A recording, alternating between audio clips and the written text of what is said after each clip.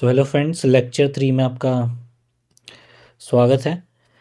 अभी हमने लेक्चर 1 और 2 में हमने बात करी थी जनरेटिव फंक्शन की, ठीक है, नल हाइपोथेसिस की, हाइपोथेसिस टेस्टिंग की, ठीक है, ऑल्टरनेटिव हाइपोथेसिस टेस्टिंग। फिर हमने बात करी इसको बनता कैसे है, ठीक है, एक्स स्क्वायर क्या क्या रोल प्ले करता है, एक्सपोनेंशियल क्या रोल प्ले करता है इसको बनाने में। फिर हमने टाइप 1 टाइप 2 एरर समझा था, ठीक है, अल्फ़ा बीटा हमने समझा था। और फिर हम लोगों ने जेड स्कोर की बात करी थी, ठीक है, सैम्पलिंग की बात करी थी हम लोग ने, सैम्पल क्या है, ठीक है, एक्चुअल पॉपुलेशन क्या है। और फिर हम लोग ने इसके वो देखे थे कि कितने परसेंटेज है, पी वैल्यू हमने देखी थी, पी वैल्यू क्या होती है, ठीक है। पी वैल्यू अभी हम लोग ये इस वाले वीडियो में हम लोग बात करेंगे शेबेज इनइक्वालिटी, ठीक है। और हम लोग बात कर लेंगे इसके अंदर कॉन्फिडेंस इंटरवल की, ठीक है। तो अगर कॉन्फिडेंस इंटरवल ले लो, शिबुकीज इनइक्वालिटीज ले लो, तो ये हमारे दोनों ही कोरिलेटेड है, ठीक है।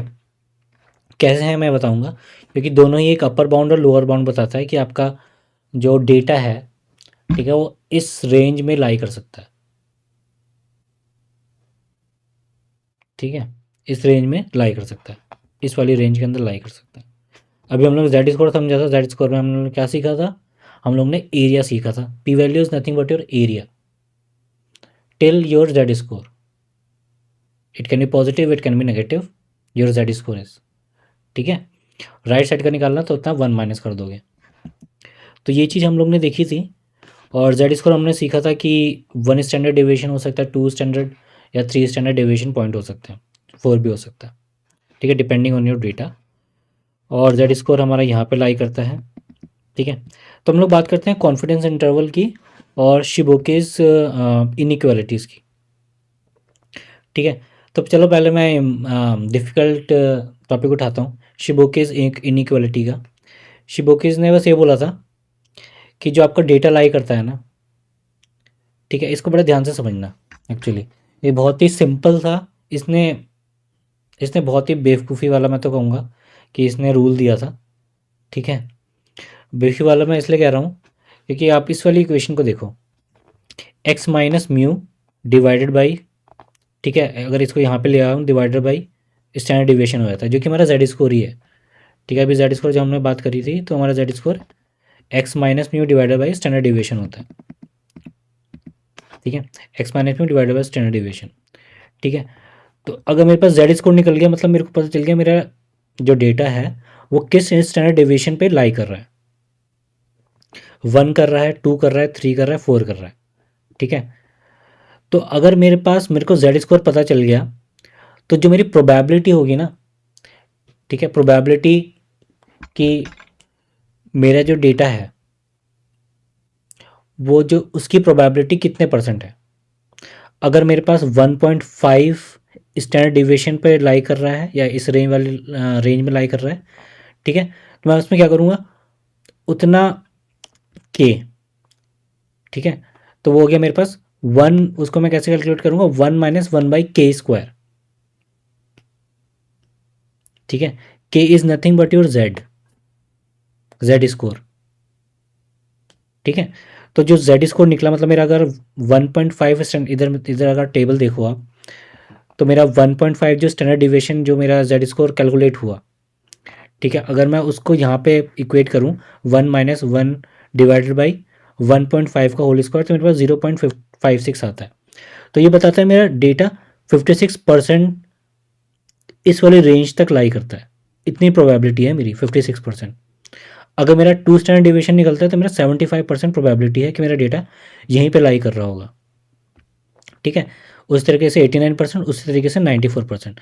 तो 4 जेड स्कोर की वैल्यू अगर 4 आ गई, या नंबर ऑफ डिविएशन मेरे पास 4 आ गए, तो मुझे पता ही है कि मेरा डेटा 94% प्रोबेबिलिटीज़ की इतनी है कि इसकी रेंज इधर से इधर तक होगी। मान लो कि मेरे को कुछ भी वैल्यू दी गई है, ठीक है, और मेरे को पता करना है कि भाई वो कहाँ पे लाई कर रहा है, उसकी प्रोबेबिलिटी कितनी है। तो प्रोबेबिलिटी मैंने देखा कि वो डायरेक्टली रिलेटेड है किससे, जेड स्कोर से, ठीक है। उस जेड स्कोर का फॉर्मूला क्या है, 1 minus 1 divided by Z square, ठीक है, वो मेरे को प्रोबेबिलिटी बता देगा। तो अगर मेरे को ये पता चल गया, जेड स्क्वायर पता चल गया, तो मेरे को प्रोबेबिलिटी पता चल जाएगी कि मेरा जो एक्स है, ठीक है, उसकी वैल्यू कहाँ से कहाँ तक लाई कर रही है। ठीक है, तो एटलीस्ट 56% में के अंदर तो मेरा ये एक्स लाई कर ही रहा है, अगर मेरा स्टैंडर्ड डिविएशन 1.5 है। अगर 2 स्टैंडर्ड डिविएशन पॉइंट निकला मेरा जेड स्कोर, तो मेरे को पता है कि मेरा डेटा 75% के अंदर ही लाई कर रहा है। ठीक है, हिस्टोग्राम निकालते हैं हम लोग, सब कुछ निकालते हैं, तो कुछ भी वैल्यू उठा लो, तो उससे पता चल जाता है कि आपको कितने मेरा डेटा कहाँ पे लाई कर रहा है। ठीक है, समझ में आ रहा है इतना कुछ कि सब ऊपर से जा रहा है। ठीक है, तो बिल्कुल सिंपल सा बेवकूफ़ वाला रूल है, उसने ये बस ये बोल दिया कि अगर मेरे आपको प्रोबेबिलिटी निकालनी है तो 1 - 1/z² कर दोगे, क्योंकि जेड स्कोर आपको निकालना बहुत ईजिली आता है, क्योंकि वो उसका फॉर्मूला क्या है, x minus mu divided by standard deviation. ठीक है, मुझे जेड स्कोर पता चल गया तो मेरे को प्रोबेबिलिटी भी पता चल जाएगी इस वाले फॉर्मूले से। तो ये मेरा जो शिबोकिस इनइक्वालिटी है वो प्रोबेबिलिटी निकालने का एक फॉर्मूला है। ठीक है, तो अब बात करते हैं कॉन्फिडेंस इंटरवल की। कभी हम लोग बोलते हैं कि 95% मैं कॉन्फिडेंस हूँ कि भाई मेरा डेटा इसी में लाई करेगा, मैं 68% कॉन्फिडेंस हूँ। मैंने आपको इससे पहले एक चार्ट दिखाया था ना, ये वाला, हाँ। तो अगर आप यहाँ तक देखोगे, ठीक है, 2.35 वाला जो एरिया है टिल 2.35, ये मेरा 95% कहलाता है। मैं 95% श्योर हूँ कि मेरा डेटा यहीं पे लाई कर रहा होगा। और ये डेटा कैसे निकला है, ये based on the Z score, आपके स्टैंडर्ड डिविएशन से, कि मेरा जो अगर 1 स्टैंडर्ड डिविएशन बोल रहा हूँ या 2 स्टैंडर्ड डिविएशन बोल रहा हूँ, तो 95% मेरा 2 स्टैंडर्ड डिविएशन में आता है। ठीक है, प्लस और माइनस। 1 स्टैंडर्ड डिविएशन मेरा 68% आएगा, प्लस और माइनस।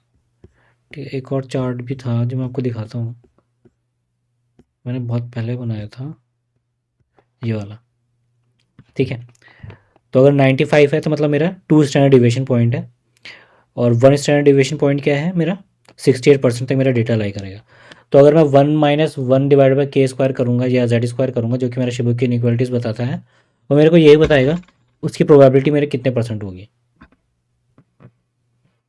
ठीक है, तो वही चीज़ हमारी कॉन्फिडेंस इंटरवल हो गया कि मैं 95% श्योर हूँ।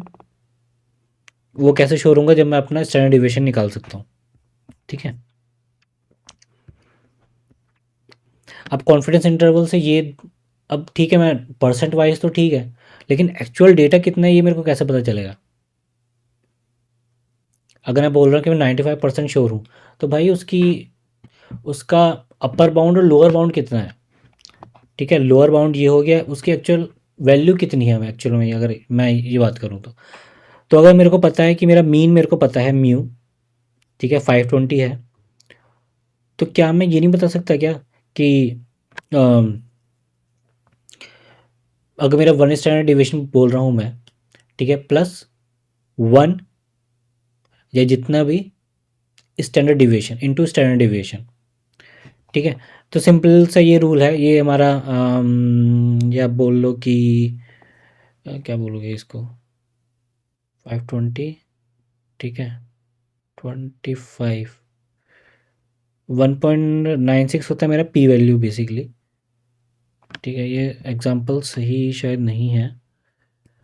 तो मार्जिन ऑफ एरर होता है पॉइंट, कॉन्फिडेंस इंटरवल होता है मेरा point estimate plus minus margin of error, mean plus, ठीक है, जेड स्कोर, ये हमारा सिग्निफिकेंट वैल्यू होती है, मैं इसको बताऊंगा। इसको मैं नेक्स्ट उसमें कवर करता हूँ कि ये कॉन्फिडेंस इंटरवल। अभी आप यही समझो कि जो कॉन्फिडेंस इंटरवल है वो हमारा लोअर बाउंड बता रहा है, अपर बाउंड बता रहा है। अब उसको कैलकुलेट कैसे करते हैं, वो इस फॉर्मूले से करते हैं, लेकिन ये फॉर्मूला बना कैसे क्या है वो नेक्स्ट सीरीज़ में देखते हैं। ठीक है।